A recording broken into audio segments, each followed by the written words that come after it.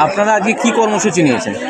আজকে আমাদের এসআইয়ের ভোটার লিস্ট সংশোধনে আমাদের নপাড়া 227 নম্বর বুথে 141 জনের হিয়ারিং হয়েছিল। সেখানে 3 জনের নাম যুক্ত হয়েছে, 108 জনের নাম ডিলিট হয়েছে, 138 জনের নাম ডিলিট হয়েছে। সকল গ্রামবাসী মিলে আজকে সিদ্ধান্ত নিয়েছে এর সঠিক সুরাহা এবং যারা ডিলিট হয়েছে তাদের নাম ভোটার লিস্টে যুক্ত হওয়া না পর্যন্ত আমাদের নপাড়া এই বুথে কোনো রাজনৈতিক নেতাকে প্রবেশ করতে দেবো না এবং আমাদের এই ভোটার লিস্টে নাম যুক্ত হওয়া না পর্যন্ত আমরা ভোট বয়কট করব। গ্রামবাসী সকলে মিলে আমাদের সিদ্ধান্ত হয়েছে। কি নাম আপনার?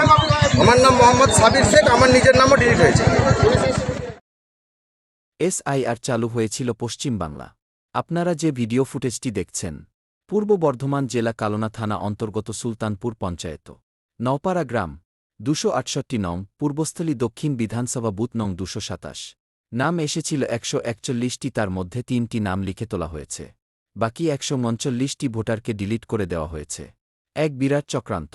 গ্রামের গরিব অসহায় মানুষ চিন্তায় খাওয়া দাওয়া বন্ধ করে দিয়েছে। তাহলে যাদের নাম ডিলিট করে দেওয়া হলো তাদের সাথে এখন কি হতে পারে?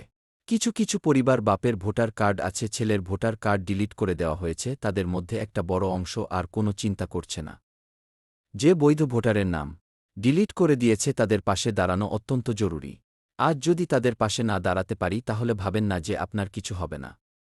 আজ অন্যের হচ্ছে, আগামীকাল আমার আপনার পালা।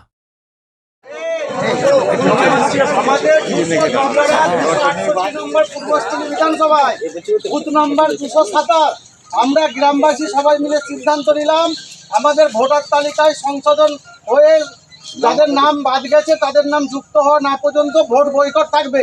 সবাই সিদ্ধান্ত, সবাই হ্যাঁ বলছো তো? আগামী কর্মসূচি আমাদের বলে দেয় যে কালকে সকাল 9টার সময়